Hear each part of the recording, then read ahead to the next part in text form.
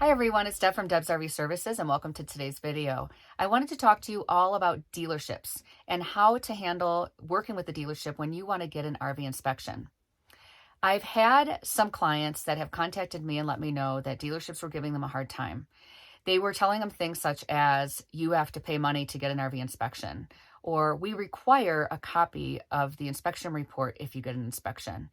Or they just try to sway them to not get an inspection by telling them that they do a PDI inspection and they don't need one, and that inspectors don't really know what they're doing or whatever. They come up with all kinds of excuses.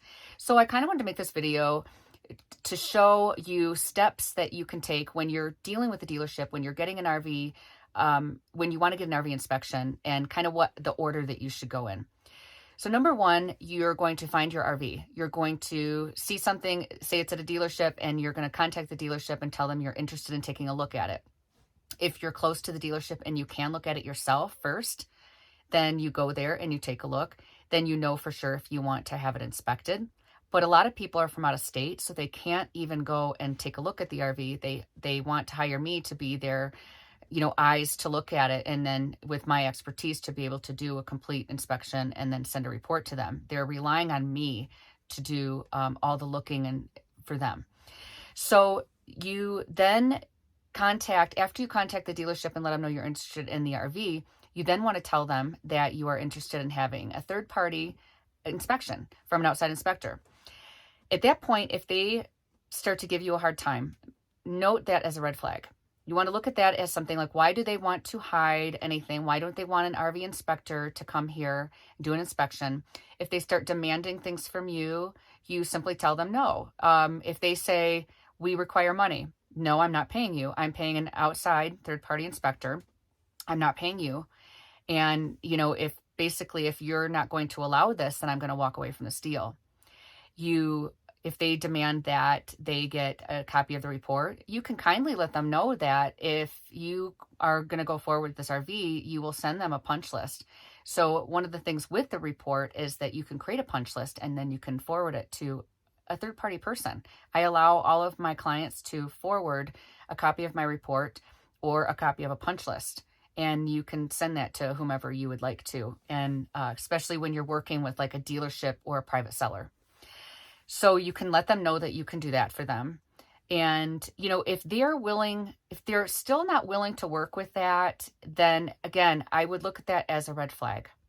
The third thing is I really would not sign any contracts or anything until you've had the inspection and you have the report in your hand. After you have that report and you can use that report as negotiating power, you can then, agree to they're going to fix these certain items or they're going to reduce the price by whatever, and then you can go ahead and sign your contract. Now, it doesn't mean that you won't be putting down a down payment. A lot of my clients put a down payment down because they want the dealership to hold the RV, or if it's a private seller, it's the same thing. They want them to hold the RV until their inspection is done and they can make a decision. And most of the time, that's accommodated. So you're going to get this inspection done by me. I'm going to send you the report. You are going to take a look at it and you're going to make your decision. If you decide that you're going to work with the dealership and you're going to send them a punch list of items, then a lot of times they're willing to work with you and fix some of these small items. Bigger items, it just depends. If it's a brand new RV, it's under warranty, they have to fix these items. If it is a sold as is RV, you might have more of a difficult time, but it doesn't mean that you still can't get these items negotiated maybe in price. So every situation is different. The main thing I want you to know from this video is that you do have rights. As the consumer, you should be allowed to have a third-party inspector go and inspect the RV for you. There are things that we require as an inspector to have available for the inspection. And that's another area that sometimes gets, the dealership doesn't always accommodate, or they don't have things ready. And those are having electric, propane, you want to have water hookups, you want to have a working battery. Most of the time I show up and I have everything I need. There are times that I show up though, and I've shown up and there's been no battery, and there's been no battery in the unit, and they never got it. They didn't add it even throughout the whole inspection. That caused me a great deal of problems. It's really difficult to test anything without a working battery. There are times that it just is a delayed process in getting the RV ready. There's a whole contract. In my contract, there's something that you sign that's called requirements. These requirements need to be met.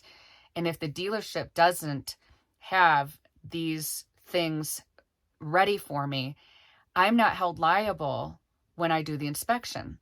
For instance, if I get there and there is no propane in the tank, and then I can't light the stove, I can't test the furnace or anything, and the dealership doesn't add the propane while I'm there, I'm simply going to put on the report that I was unable to test the propane system because there was not propane. My contract has already been signed that states that these are the requirements that need to be met. So it's really important to talk to the dealership and make sure that you go through that list of requirements with them. I do, before I go out to a dealership, a lot of times I will contact them as well and make sure that it's ready for me, because there's just so many times that it gets missed or that it's just delayed, and I don't want to wait around for 2 hours at a dealership while they're trying to get the RV ready. So just know going in that you are going to have these list of requirements that really is your responsibility to talk to your salesman about, to make sure that they get this ready. But I also try to help my client and talk to the dealership myself. And when I get there, I try to get them to add things or to get things ready for me. If they're not ready, I don't just automatically write it off and say, okay, well, they didn't have propane in the system, so I'm just moving on to the next thing. I do attempt to get the dealer to get a tech out to, add propane or, add water to the tank, or get me the hose at least. I'll add water to the tank. I don't care. But just accommodate me so that I can have these things, because otherwise you just can't really test the systems accurately. So I just wanted to give you an idea of what happens in this process with dealerships. And just because I've had some clients that have contacted me recently and, demanded certain things, and I educated my client that they need to really make sure they stand up for themselves and not, get bullied by a dealer, and that, walk away from it. If they're not willing to accommodate them, then it's probably a red flag. And there's plenty of RVs out there, and you can find another one that where they're more accommodating, because I've had plenty of dealerships that are kind and, willing to accommodate me, and they have everything I need there, and they work with my clients, and it's a good experience. But there's just some out there, there's just some bad eggs. It's the way it goes. So I hope that you got something out of this video.